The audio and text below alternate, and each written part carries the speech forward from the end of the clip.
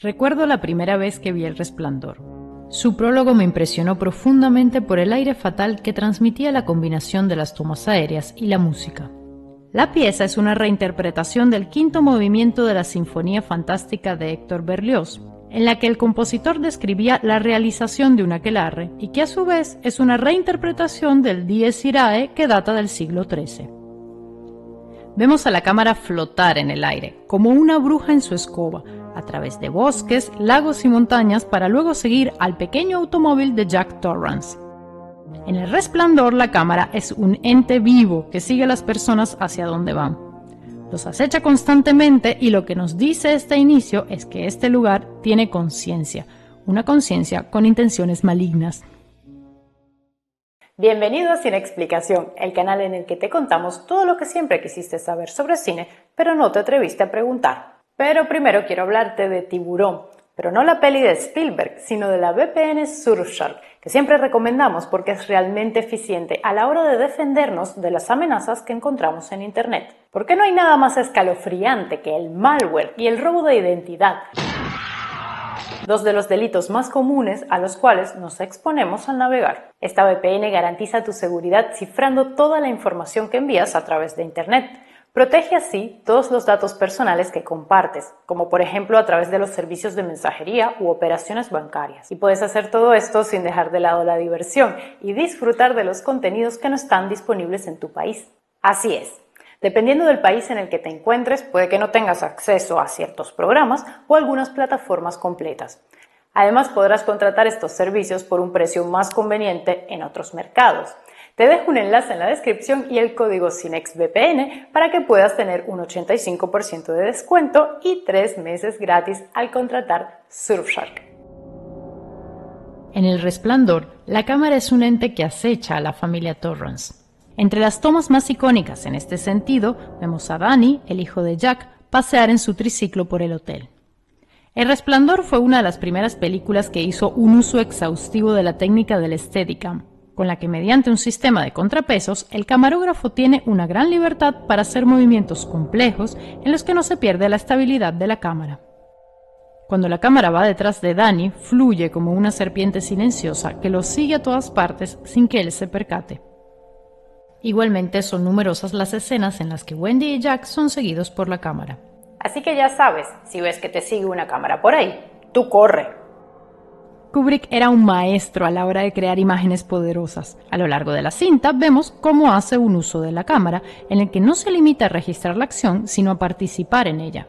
También hace uso de ángulos peculiares, con los que no solo genera desconcierto, sino que además produce imágenes en las que transmite una sensación claustrofóbica, como la que experimenta la familia Torrance al quedarse atrapada en el hotel. Otra forma en la que Kubrick busca transmitir el mundo interno de sus personajes a través de la cámara son las escenas en las que Jack está escribiendo. Lo vemos en una amplia sala de techos elevados, pero lo vemos a la distancia, aislado, contrastando con las imágenes en las que Wendy y Danny se divierten juntos en los alrededores del hotel. Incluso la sensación que transmite la locación donde está Jack es aplastante. El hotel lo envuelve y lo aleja de su familia. Él no es más que un pequeño instrumento de una fuerza que lo avasalla.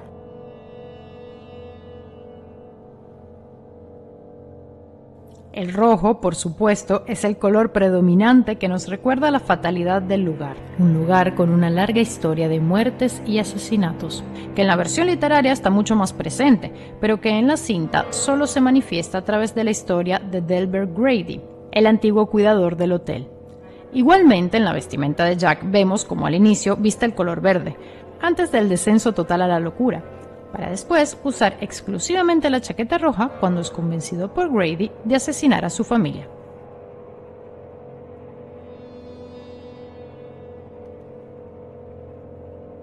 En varias de las escenas en las que aparece Jack, uno o varios espejos lo acompañan. La lectura simbólica que se le puede dar es amplia en este sentido. La naturaleza dual de Jack como padre, ama y odia a su hijo, el tema del doppelganger o el siniestro pasado del hotel mirando hacia el presente.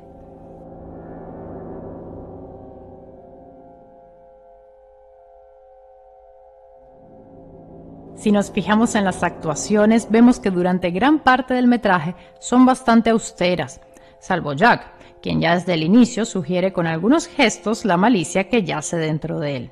En general, los actores son poco expresivos, pero el abrupto contraste se da, por ejemplo, cuando Danny empieza a ver fogonazos del pasado del hotel o ya hacia el final cuando se desata la locura de Jack. Este contraste, estos cambios de ritmo, es una de las cosas que hace que El Resplandor sea tan inquietante. Cuando los personajes hablan, lo hacen de una forma extraña y pausada. Se miran fijamente, pero parecieran tener la mirada perdida. Tardan segundos en contestarse y casi no parpadean. La película está llena de silencios incómodos. La atmósfera terrorífica que crea Kubrick no se basa tanto en los sustos, que la película los tiene, sino en la espeluznante forma de comportarse de sus personajes. No es sino al final que ya adquieren una expresividad desmesurada. El rostro desencajado de Wendy, la mirada desquiciada de Jack, el horror en los ojos de Danny y de Halloran.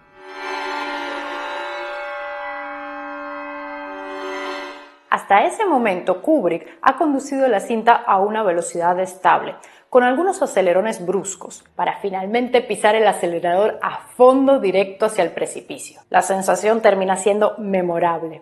Para conseguir estas actuaciones, Kubrick literalmente torturó a sus actores. Shelley Duvall, quien interpretaba a Wendy, sufrió un maltrato psicológico por parte del director, y eso es algo que se aprecia en su actuación. Su rostro de mujer aterrorizada a merced de un abusador emocional es genuino. Para la escena del bate se hicieron 127 tomas. Otra anécdota famosa es la de las 148 tomas que hizo el director cuando Halloran y Danny conversan en la cocina. De Nicholson, que sufría terribles dolores en la espalda, se dice que terminaba extenuado por el rodaje, que pasó de 17 a 27 semanas y la mejor forma que encontró para soportarlo fue usar cocaína. Para el reparto y seguramente el equipo de rodaje de la película, el siniestro hotel Overlook era Kubrick. Para El Resplandor, el director contactó al compositor polaco Krzysztof Penderecki, quien básicamente le dijo: ¿sabes qué, Stan? Ya mi repertorio es bastante tétrico, así que coge un par de mis piezas y tira pa'lante. Kubrick también echó mano de piezas ya existentes del rumano Georgi Ligeti y el húngaro Béla Bartók, cuyas piezas no son nada fáciles de oír para el no entendido.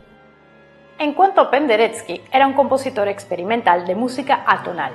La música atonal surgió en el siglo XX como parte de un movimiento que experimentaba con las posibilidades de la música y, para hacer la historia corta, cambiaba las reglas de jerarquía y orden entre los tonos y los armónicos que había imperado en Occidente desde hacía siglos. Normalmente el oído promedio puede predecir el curso de una pieza musical porque intuye o conoce las reglas que existen en la música. Pero muchas de las piezas que oímos en El Resplandor son inquietantes porque, además de ser en ocasiones espantosamente estridentes, no sabemos hacia dónde se dirigen. Sus reglas son distintas e incomprensibles para nosotros, como las motivaciones del Hotel Overlook. Además, Penderecki jugaba mucho con los registros extremos y las texturas. Escuchamos una reinterpretación de su pieza De Natura Sonoris número 1. Empieza con una colección de notas sostenidas, agudas y estridentes, interrumpidas por golpes cortos. Cuando aparecen las gemelas, la percusión golpea con fuerza. Aparecen entonces notas más graves y profundas, de aire siniestro. El montaje es muy rítmico, transmite la propia sensación de Danny de estar siendo golpeado por las imágenes que lo atormentan. Pero Kubrick no se conformó con coger un par de piezas raritas de Penderecki, sino que también las yuxtapuso, porque, hey, ¿qué es más loco que una pieza de Penderecki sonando? 2 piezas de Penderecki sonando a la vez. En la secuencia final, durante la persecución en el laberinto, Kubrick dispara todo el arsenal, mientras se pueden escuchar el canon y De Natura Sonoris número 2 de Penderecki. Vamos, como para volvernos tan locos como Jack. Varios críticos han visto en El Resplandor, más que una historia sobre fantasmas, una historia sobre la locura. Por esta razón, entre otras, Stephen King ha renegado de la adaptación de Kubrick. El comentario más suave que ha hecho ha sido decir que la peli es como un hermoso Cadillac sin motor adentro. Para él, el mayor error de Kubrick había sido no entender las claves del género de terror. En su libro queda mucho más explícita la naturaleza del hotel como entidad maligna ajena a la familia Torrance. En la película hay ciertas ambigüedades que nos hacen pensar que quizás Jack simplemente es un esquizofrénico y que no hay seres sobrenaturales acechándolo ni a él ni a su familia. Incluso existe una teoría todavía más siniestra que asegura que la película de Kubrick trata sobre la pederastia, en este caso solo la película, no el libro. Según esta teoría, Jack habría abusado sexualmente de Danny y Kubrick habría dejado varias pistas visuales y argumentales para decirlo. Cuando Danny está jugando solo, alguien le lanza la pelota desde la habitación 237. Danny entra en la habitación y la siguiente escena en la que lo vemos es cuando aparece ante sus padres, con moretones en el cuello y la ropa rasgada. Posteriormente nos enteramos que ha sido una mujer, la misma que luego ve Jack, la que ha lanzado la pelota para atraer a Danny. Pero si hacemos memoria, ¿quién está jugando con una pelota al inicio de la cinta? La famosa e inexplicable escena en la que vemos a un hombre disfrazado de oso haciéndole una felación a otro sería el momento cumbre en el que se revela el abuso. El oso simbolizaría a Danny y de hecho a lo largo de la película vemos cómo decorados alusivos a esos acompañan la narración, además de otros elementos de una fuerte carga simbólica. Es Wendy la que presencia la escena de los dos hombres como si el personaje acabara de darse cuenta o acabara de admitir que su esposo abusa sexualmente de su hijo. Esta teoría es expuesta en detalle por Rob Ager en su canal Collective Learning y puedes verla aquí. Otro ejemplo de una escena a la que se le puede dar varias lecturas es la que se da en el laberinto del hotel al final de la película. Esta escena no aparece en el libro y hace alusión a la historia del Minotauro. En el mito original, Teseo se interna en un laberinto para matar al Minotauro, que representa la locura, la irracionalidad. Para poder salir del laberinto, lleva con él un hilo que le permite encontrar la salida. Cuando Danny engaña a Jack, volviendo sobre sus pasos y luego los sigue de vuelta para poder regresar, hace lo mismo que Teseo. Usa la astucia y la inteligencia para vencer la locura de su padre. Stephen King ha confesado que El Resplandor es una obra bastante personal. Cuando la escribió, sus hijos eran pequeños y él pasaba por el pico de su alcoholismo. Reconoció que fantaseaba con la idea de hacer daño a sus hijos y por eso intentó sacar eso de su interior escribiendo. Al final del libro, el personaje de Jack ayuda a su hijo a escapar. King fue mucho más benévolo con su Jack de lo que lo fue Kubrick, quizás por tratarse de un personaje con algunos elementos biográficos. En cambio, el Jack de Kubrick desde el comienzo ya viene, bastante cucú de la cabeza y se entrega con placer a la tarea que le encomiendan los espectros del hotel. Honestamente, jamás podría darle lecciones a King sobre cómo hacer terror, pero en todo caso, El Resplandor, a mi modo de ver, es una obra maestra por la colección de momentos memorables que la componen. La sangre que sale del ascensor, el rostro desfigurado de Danny, el siniestro sonido de su triciclo, la cara congelada de Jack. Es una película, como casi todas las de Kubrick, que es imposible de olvidar. No pasa desapercibida ni para el ser humano que menos sabe de cine. Y sobre todo, cuando la analizas, te das cuenta de que para lograr esa colección de momentos hubo un trabajo muy cerebral detrás de ella, minucioso y obsesivo, que combinó múltiples elementos para dotar a cada momento de uno o varios significados distintos.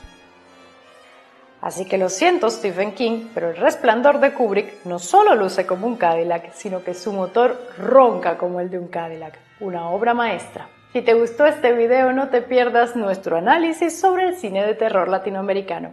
¡Chao!